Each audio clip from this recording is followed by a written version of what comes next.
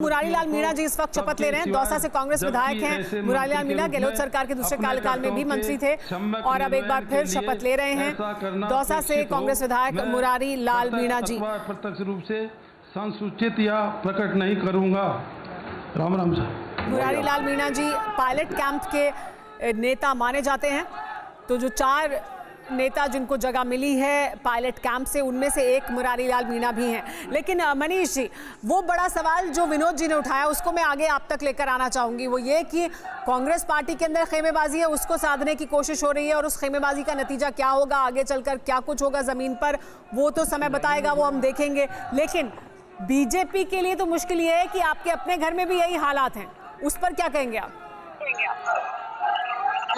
ऐसी कोई बात नहीं है। मैंने आपको कहा जो सत्ता का संघर्ष हो रहा है कांग्रेस पार्टी में, वही बड़ी बात नहीं, लेकिन उनके मन में जो मन भेद है, मन में गहरे भेद है, जिसके कारण इन्होंने कहा कि उप मुख्यमंत्री जो था, जो व्यक्ति प्रदेश अध्यक्ष बनकर जिन्होंने सरकार लाई, ये कहते हैं वो उनको अभी भी सरकार से बाहर रखा है। तो ये इनकी मुसीबत अपनी है। लेकिन भारतीय जनता पार्टी में मैंने कहा कि हमारे जो इस तरह की कोई बात आपको दिखाई नहीं देगी।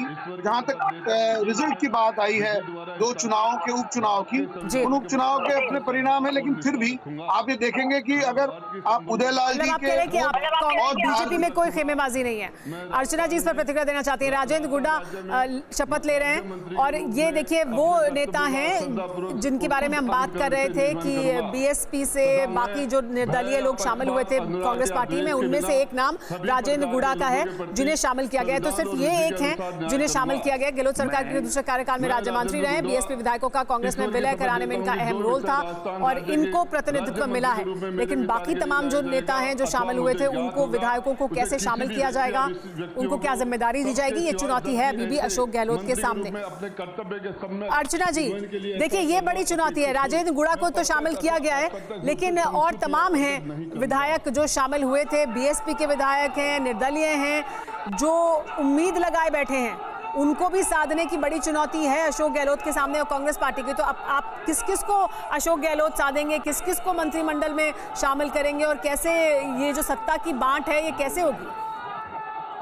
देखिए, जितने भी लोगों ने कांग्रेस पार्टी को समर्थन दिया था, कांग्रेस सरकार को, चाहे बसपा से थे, निर्दलीय, स्वेच्छा से आए थे, किसी महत्वाकांक्षा के तहत नहीं, जिन्होंने सार्वजनिक मंच से कई बार ये बात कही है।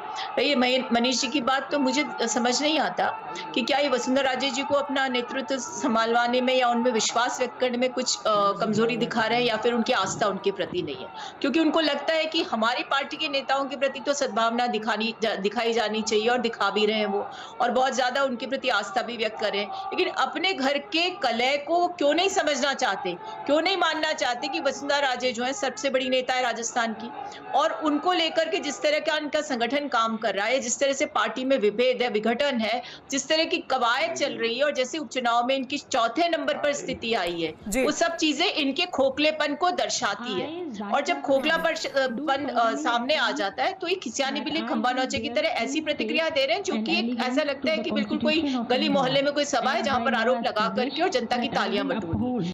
परवाह देश की, सोमवार से शुक्रवार रात 10 बजे TV9 भारतवर्ष पर।